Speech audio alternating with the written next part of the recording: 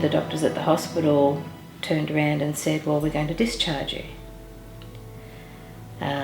So then we had to go through all of that, but fortunately they also said at the same time, well, there's so much wrong with you now, we'll discharge you as TPI. So there was more doctor's visits and this and that, because Veterans Affairs don't take the first doctor's report or the second or the third or the fourth or the fifth. You've got to keep going back and going back to this specialist and that specialist and lifestyle and all of that kind of stuff. So we had 2 years of changes in medication, admissions to mental institutions, doctor's appointments, and then he was discharged and left at home alone. So yeah, life changed completely from the moment he was diagnosed. Yeah, it's really full on. Very. Mm-hmm. And then I had to work full time at the same time.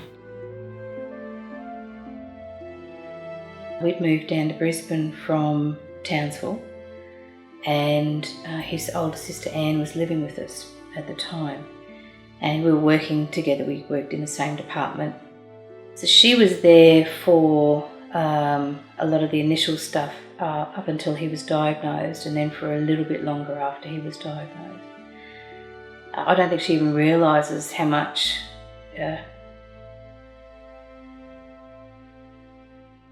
she did for me. She's so affected by it as well. She saw John change, and she moved out, understandably, because I think it got to be too hard. In fact, I think she stayed only because she was worried about me. But she's really the only one that knew what it was like at that time. Because we just, who do you talk to? John was getting support through the GP, and then she got him onto some doctors in the hospital, and so he was getting some, and we were just lucky with the doctors that he was able to see that he was getting the kind of support that he needed, and then onto the psychologist and psychiatrist and all of that. But I just had Anne. And even then, half the time I didn't tell her half of what was going on because it was just too personal. But she was it, the thing. And she suffered from it. And sadly it has in some ways affected her relationship with her brother, because she saw some not very nice stuff. She was there right when he was pretty bad.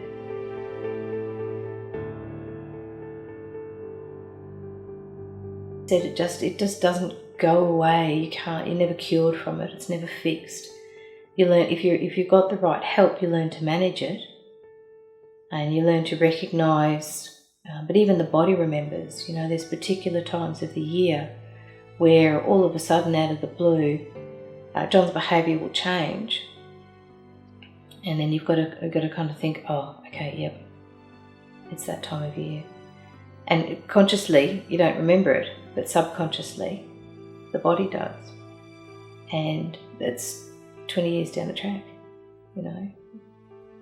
So, as I said, you don't get over it, it's always there. The general community go, oh, aren't you over it yet? Why aren't you over it yet? Why don't you just get over it? Can't. It's like it's a chromosomal defect now. It's so a part of who you are now. There's no getting over it. You have to live with it, and you have to manage it. And it's not as deep or dark or as horrid as it used to be, but that doesn't mean there's not moments where it can be. They might be nanoseconds, but there can still be some deep and dark and horrible moments, and he's going to have them forever. And I will have little moments forever, every now and again, when little memories of things that I've been through with him, I've got them forever. There are little moments where they take me by surprise, where there's a certain smell, or I'm just going off to sleep, and this ugly, horrible little memory will pop into my brain. Nothing I can do about it except for get up, walk away, and try and leave it behind, but it's there. I don't want it, but I've got it, and I've got it for life. And that's only secondary. Imagine what he's got.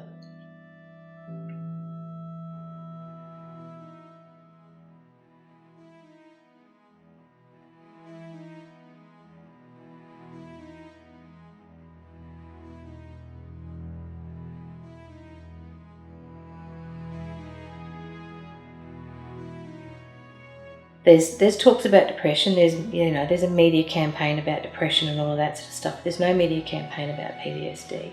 There's a lot of hidden figures on PTSD, and across the community. I'm not just talking about within the Defence Forces. Across the community, people don't want to understand it or recognise it. But people didn't want to understand depression or recognise it. But the message has got to be out there. And most of the suicides for the defence personnel are all PTSD related. In fact, all the ones that I know of in the last 5 years are all PTSD related. Bar none. Very sad. Very sad.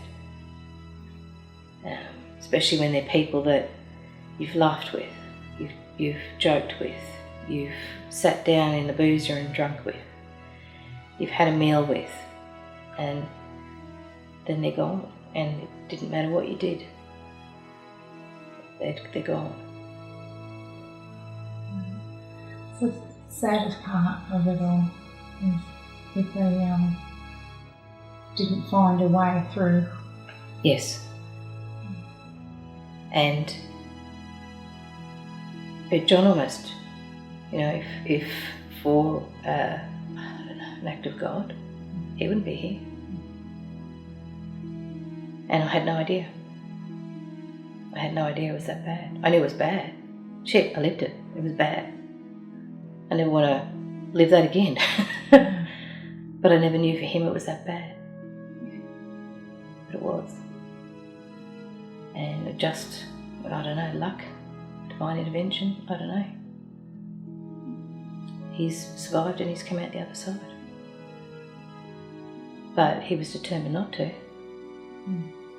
So that's why we can't not talk about it. We can't hide, because he now understands that that's what he did. He didn't talk about it, he hid it, and he almost succeeded.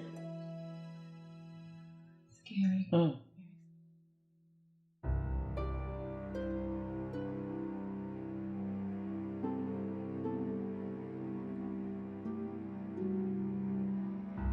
There are too many people falling by the wayside, be it the persons that have served, or their spouses, or their children, that are hurting and not understanding and not getting the help that they need. We can give them something. We can give them hope. We can give them a smile. We can give them a hug.